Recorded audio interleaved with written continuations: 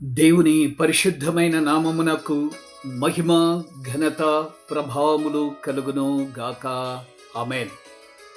అవసరమైనది ఒక్కటే అను కార్యక్రమమునకు మిమ్మల్ని అందరినీ కూడా ప్రేమపూర్వకంగా ఆహ్వానిస్తూ ఉన్నాం. దేవుని బిడ్డలారా, ప్రతిరోజు వాక్యం చదువుట ద్వారా మన కన్నులకు వాక్యము వెలుగు ఇస్తుంది.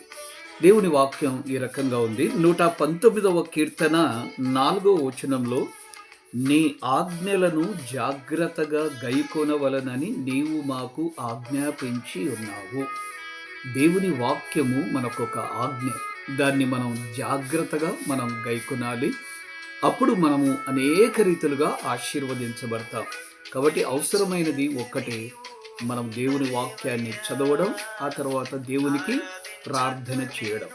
రైట్. ఈరోజు మనము చదవవలసినటువంటి లేఖన భాగములు సంఖ్యాకాండము 31వ అధ్యాయము నుండి 33 అధ్యాయములు మనం చదువుకుందాం. ఈరోజు 12వ తారీఖు 2వ నెల 2025వ సంవత్సరం.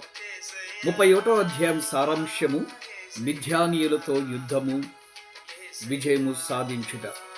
32వ అధ్యాయము, రూబేనీయులు, గాదీయులు యోర్దాను తూర్పు ప్రాంతాన్ని కోరుకోవడం.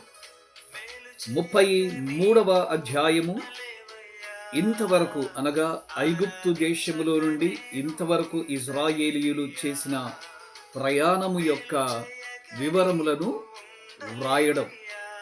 తప్పకుండా చదువుతారు కదూ. ఈరోజు దేవుడు తప్పకుండా మిమ్మల్ని దీవిస్తాడు, ఆశీర్వదిస్తాడు. మీ పిల్లలను కూడా దేవుడు ఆశీర్వదించునుగాక. దేవుని వాక్యం మరవద్దు. దేవుని వాక్యం చదివేవాడే, ప్రార్థించేవాడే, విశ్వాసం ఉంచేవాడే నిజమైన క్రైస్తవుడు. God bless you. దేవుడు మిమ్మల్ని దీవించునుగాక. ఆమేన్.